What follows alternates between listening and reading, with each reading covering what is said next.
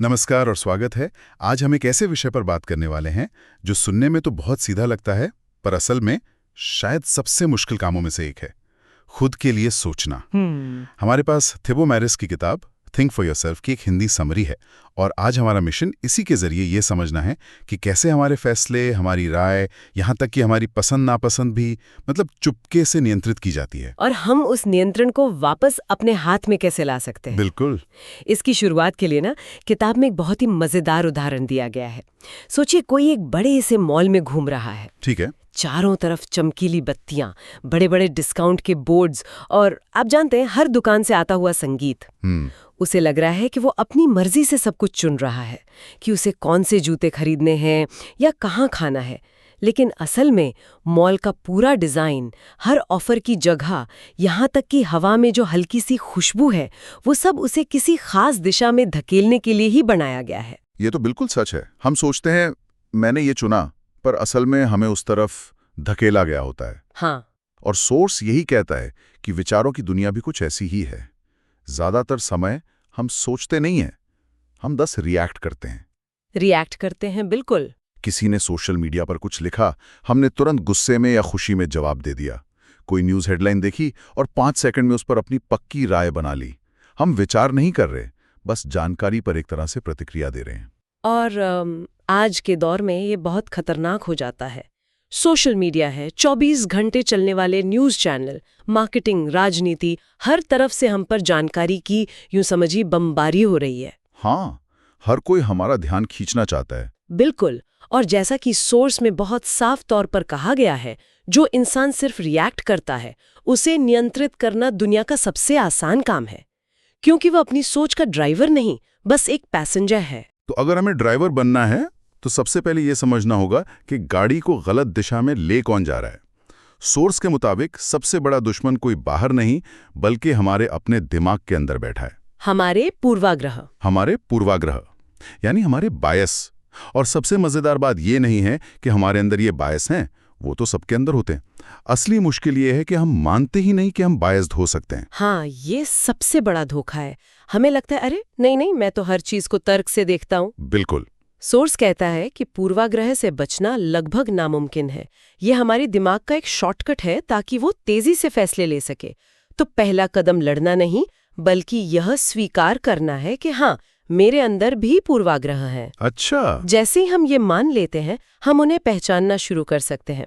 तो चलिए, सोर्स में बताए गए कुछ सबसे बड़े और सबसे आम पूर्वाग्रहों पर बात करते हैं। सबसे पहला और शायद सबसे जाना पहचाना है कन्फर्मेशन बायस। मतलब हम उन्हीं बातों, सबूतों और खबरों को ढूंढते और उन पर यकीन करते हैं जो हमारी पहले से बनी हुई सोच से मेल खाती हैं। हाँ। जो बात हमारी राय के खिलाफ हो, उसे हम या तो नजरअंदाज कर देते हैं या उसमें 100 गलतियां निकालने लगते हैं। बिल्कुल। इसका एक क्लासिक उदाहरण राजनीति में देखने को मिलता है। अगर हम किसी एक पार्टी को पसंद करते हैं, तो हमें उसी पार्टी के बारे में अच्छी खबरें दिखाई देंगी और हम उन पर तुरंत यकीन कर लेंगे। और दूसरी पार्टी की अच्छी खबर भी हमें झूठी या किसी प्रोपेगेंडा का हिस्सा लगेगी। मतलब हमारा दिमाग सबूत नहीं ढूंढ रहा, वो अपनी राय के लिए सिर्फ सपोर्ट ढूंढ रहा है। एग्जैक्टली। लेकिन एक मिनट, क्या ये हमेशा बुरा होता है? अपनी मान्यताओं पर टिके रहना तो आत्मविश्वास की निशानी भी हो सकती है ना? ये बहुत अच्छा सवाल है। अगर मैं किसी चीज में मजबूती से यकीन करता हूं, तो मैं उसी से जुड़ी जानकारी पर ध्यान दूंगा। इसमें गलत क्या है? देखिए, आत्मविश्वास और कन्फर्मेशन बायस के बीच की रेखा बहुत पतली है। आत्मविश्वास आता है अलग अलग विचारों को समझने के बाद एक नतीजे पर पहुंचने से, जबकि कन्फर्मेशन बायस दूसरे विचारों को सुनने से ही इनकार कर देता है। अच्छा। और ये सीधे तौर पर किताब के एक और बहुत जरूरी बिंदु से जुड़ता है। भावनाएं सच नहीं होती। सिर्फ इसलिए कि कोई बात हमें भावनात्मक रूप से अच्छी लग रही है, जरूरी नहीं कि वो सच हो। कन्फर्मेशन बायस में हमारी भावनाएं ही हमें हाँ या ना कहने पर मजबूर करती हैं, हमारा तर्क नहीं। अच्छा, तो इसका मतलब ये हुआ कि मेरी भावनाएं मुझे एक दिशा दिखाती हैं और फिर मेरा कन्फर्मेशन बायस उस दिशा को सही साबित करने के लिए गूगल सर्च करने लगता है। हाँ, ये एक दुष्चक्र जैसा है। तो एक तो मेरा अपना दिमाग मुझे धोखा दे रहा है, पर क्या बाहरी दुनिया भी इसमें कोई भूमिका निभाती है? बिल्कुल। हमारे अंदरूनी पूर्वाग्रह तो एक हिस्सा है। सोर्स बाहरी प्रभावों की भी बात करता है, जैसे अथॉरिटी ट्रैप। ये हम सब ने अनुभव किया है। हम किसी बात को इसलिए सच मान लेते हैं क्योंकि वो किसी डॉक्टर, किसी वैज्ञानिक या किसी बड़े पत्रकार ने कही है। हम ये नहीं देखते कि क्या कहा जा रहा है, हम बस ये देखते हैं कि कौन कह रहा है। ये तो बहुत होता है। हम किसी विशेषज्ञ की बात पर आंख बंद करके भरोसा कर लेते हैं, ये सोचे बिना कि क्या उनका भी कोई अपना एजेंडा या बायस हो सकता है। और यहीं से ग्रुप थिंक का विचार भी जुड़ जाता है। जब हम देखते हैं कि हमारे दोस्त, परिवार या हमारे सोशल मीडिया सर्कल के ज्यादातर लोग एक ही बात मान रहे हैं, तो हमें लगता है कि वही सही होगा। हाँ, भीड़ के साथ चलना हमेशा ज्यादा सुरक्षित महसूस होता है, भले ही भीड़ गलत दिशा में जा रही हो। सही बात है। अपनी अलग राय रखने में हिम्मत लगती है, क्योंकि तब आप अकेले पड़ जाते हैं। ग्रुप थिंक एक तरह का सामाजिक दबाव है जो हमारी व्यक्तिगत सोच को खत्म कर देता है। तो ये तो हुई बात कि हम भीड़ के साथ कैसे सोचने लगते हैं। लेकिन क्या ऐसा भी होता है कि हम अकेले में भी सही नहीं सोच पाते, सिर्फ इसलिए कि जानकारी को किसी खास तरीके से हमारे सामने रखा गया है? हाँ, और ये मैनिपुलेशन का एक बहुत ही शक्तिशाली तरीका है। सोर्स इसे फ्रेमिंग इफेक्ट कहता है। Framing effect? इसका मतलब है कि एक ही तथ्य को अलग-अलग शब्दों में पेश करके हमारी धारणा को पूरी तरह बदला जा सकता है। इसका क्लासिक उदाहरण है, अगर किसी दही के पैकेट पर लिखा है 90% फैट फ्री, तो वो बहुत हेल्दी लगता है। लेकिन अगर उसी पैकेट पर लिखा हो इसमें 10% फैट है, तो वही प्रोडक्ट अचानक अनहेल्दी लगने लगता है। अरे वाह! तथ्य एक ही है, बस उसे पेश करने का फ्रेम बदल दिया गया है। ये तो हर जगह होता है। न्यूज़ चैनल एक ही घटना की हेडलाइन को ऐसे फ्रेम करते हैं कि हमारा नजरिया पहले ही तय हो जाता है। बिल्कुल। एक चैनल कहेगा प्रदर्शनकारियों ने सड़कें जाम की, और दूसरा कहेगा नागरिकों ने अपने अधिकारों के लिए आवाज उठाई। बात एक ही है, पर फ्रेमिंग से एक विलन बन गया और दूसरा हीरो। बिल्कुल सही पकड़ा। और इसी से जुड़ा एक और दिमागी जाल है एंकरिंग। इसका मतलब ये है कि हमें किसी विषय पर जो पहली जानकारी मिलती है वो एक एंकर यानी लंगर की तरह हमारे दिमाग में जम जाती है, और हमारे बाद के सारे फैसले उसी पहली जानकारी के आसपास घूमते हैं, भले ही वो जानकारी तर्कसंगत हो या ना हो। एक मिनट, तो अगर मैं कोई गाड़ी खरीदने गया और सेल्समैन ने उसकी कीमत 10 लाख बता दी, जो बहुत ज्यादा है, तो क्या इसका मतलब ये है कि मेरा दिमाग अनजाने में उसी 10 लाख को असली मानकर उसके आसपास ही मोलभाव करेगा, भले ही गाड़ी की असली कीमत सिर्फ 7 लाख हो? एकदम सही। वो 10 लाख का आंकड़ा आपके दिमाग के लिए एंकर बन गया। अच्छा, हमारा दिमाग हर तरफ से जालों से घिरा हुआ है। सोर्स एक और चीज से सावधान रहने को कहता है, नकली निश्चितता या फेक सर्टेनिटी। ये मुझे आज के सोशल मीडिया के दौर में बहुत प्रासंगिक लगता है, जहां हर कोई हर मुद्दे पे पूरे यकीन के साथ अपनी राय देता है, जैसे वो ही एक्सपर्ट हों। और हमें ये सोचना चाहिए कि हम इन सरल और निश्चित जवाबों की तरफ इतने आकर्षित क्यों होते हैं। हाँ, क्यों? सोर्स के मुताबिक दुनिया असल में बहुत जटिल और अनिश्चित है, और हमारा दिमाग जटिलता से नफरत करता है, उसे आसान जवाब पसंद है। अच्छा। इसलिए जब कोई पूरे आत्मविश्वास से किसी जटिल समस्या का एक सरल समाधान बताता है तो हमें बहुत अच्छा लगता है, लेकिन ये सरल जवाब अक्सर सच नहीं होते, वे बस अच्छी मार्केटिंग होती हैं। और ये सीधे सीधे अति आत्मविश्वास ओवर कॉन्फिडेंस बायस से भी जुड़ता है ना? बिल्कुल। जहां हमें लगता है कि किसी विषय पर 2-4 आर्टिकल पढ़कर या एक वीडियो देखकर हमें सब कुछ पता चल गया। बिल्कुल। और यही नकली निश्चितता और अति आत्मविश्वास मिलकर एक बहुत खतरनाक कॉम्बिनेशन बनाते हैं। हमें लगता है कि हमें सरल जवाब पता है, इसलिए हम और जानकारी ढूंढना बंद कर देते हैं, जिससे हमारा कंफर्मेशन बायस और मजबूत हो जाता है। बिल्कुल। ये सारे पूर्वाग्रह एक दूसरे को ताकत देते हैं। अति आत्मविश्वास हमें सवाल पूछने से रोकता है, और कंफर्मेशन बायस हमें गलत जवाबों में यकीन दिलाता रहता है। यह एक ऐसा चक्र है जिससे बाहर निकलना बहुत मुश्किल है।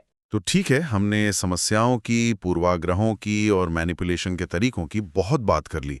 ये सब सुन के थोड़ा निराशाजनक भी लग सकता है। तो क्या इससे बचने का कोई रास्ता है? हाँ, अच्छी बात यह है। अच्छी बात यह है कि सोर्स सिर्फ समस्याएं गिनाकर नहीं छोड़ता, बल्कि इनसे निपटने के लिए एक बहुत ही व्यवहारिक ढांचा भी देता है।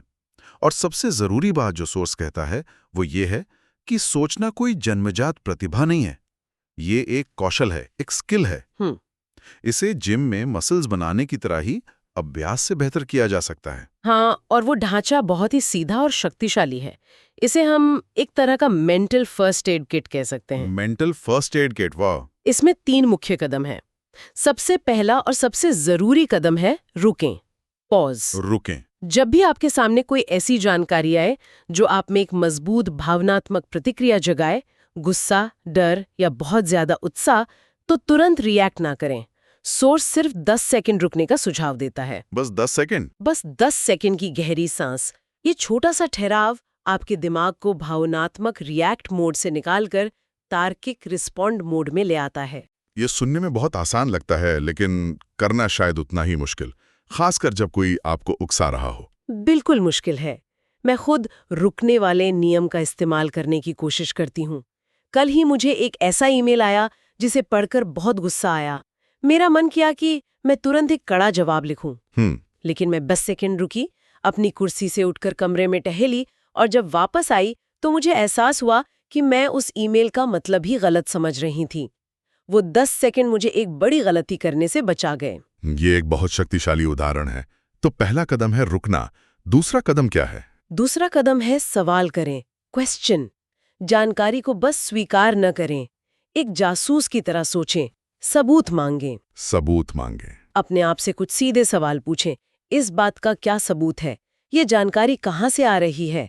ये बात कहने वाले का क्या मकसद हो सकता है? क्या उसका कोई फायदा है इसमें? हाँ, ये आदत आपको किसी भी जानकारी की सतह के नीचे देखने में मदद करती है।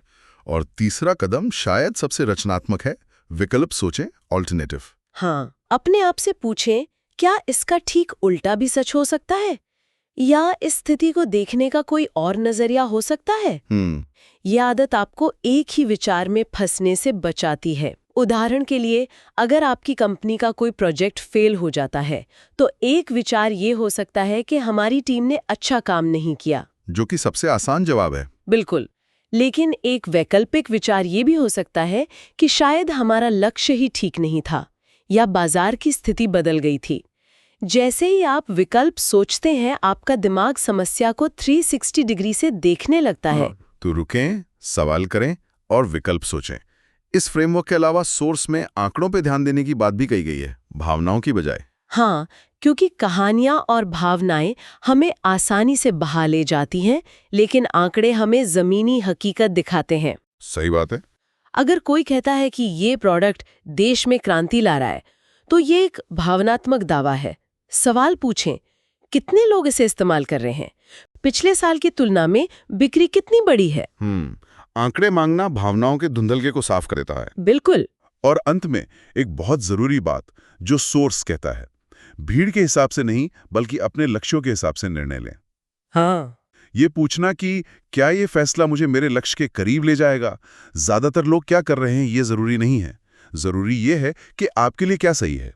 अगर हम इन सबको एक साथ देखें तो ये सिर्फ कुछ टिप्स नहीं है, ये एक अनुशासन है, एक मानसिक आदत है जिसे समय के साथ बनाना पड़ता है। एक दिन में नहीं होगा। नहीं, एक दिन में नहीं होगा, लेकिन लगातार अभ्यास से ये हमारे सोचने के तरीके का एक स्वाभाविक हिस्सा बन जाता है। चलिए, तो इस पूरी चर्चा का सागा समझ के सोर्स का निचोड़ ये है कि हम सब अनजाने में बाहरी ताकतों और अपने अंदरूनी पूर्वाग्रहों से लगातार प्रभावित होते रहते हैं। लेकिन अच्छी खबर यह है कि हम इस चक्र को तोड़ सकते हैं। जब भी कोई मजबूत राय, कोई भड़काऊ खबर या कोई आकर्षक ऑफर आपके सामने आए, तो उस मेंटल फर्स्ट एड किट को याद करें। 10 सेकंड रुकें, सबूत मांगें और एक विकल्प के बारे में सोचें। क्योंकि जैसा कि सोर्स में कहा गया है, जो इंसान सोचता है वही वास्तव में आजाद होता है। और इसमें सोर्स की कही एक सच्ची लेकिन कड़वी बात जोड़ना चाहूंगी। बताइए। इस चर्चा को सुनने का या उस किताब को पढ़ने का असली फायदा जानकारी इकट्ठा करने से नहीं मिलेगा। असली फायदा तब होगा जब इसे रोजमर्रा की जिंदगी में लागू किया जाएगा। एक्शन से। सोर्स हमें एक चुनौती देता है, सिर्फ सुनकर इसे भूल मत जाओ। आज से ही सिर्फ अपने 1 या 2 पूर्वाग्रहों को पकड़ने की कोशिश करो। जब आप किसी से बात कर रहे हो या कोई खबर पढ़ रहे हो, तो बस ध्यान दें, क्या मैं यहाँ कन्फर्मेशन बायस का शिकार हो रहा हूँ? क्या मैं इस इंसान की बात सिर्फ इसलिए मान रहा हूँ क्योंकि वो एक अथॉरिटी है? बिल्कुल। असली बदलाव जानकारी से नहीं, एक्शन से आता है। ये एक बहुत ही जरूरी बात है। और जैसा कि सोर्स में बताया गया है कि सोचना एक जन्मजात गुण नहीं बल्कि एक कौशल है जिसे विकसित किया जा सकता है। ये हमें एक दिलचस्प सवाल पर सोचने के लिए छोड़ देता है। अगर हम रोज जिम जाकर अपने शरीर को प्रशिक्षित कर सकते हैं, उसे मजबूत बना सकते हैं, तो अपनी सोचने की क्षमता को मजबूत करने के लिए हमारा रोज का मेंटल जिम रूटीन कैसा दिख सकता है? सिर्फ पूर्वाग्रहों को पहचानने के अलावा वो कौन सी एक मानसिक कसरत है जो हर दिन करने लायक है, ताकि हमारी सोचने की मांसपेशियां वाकई में मजबूत हों?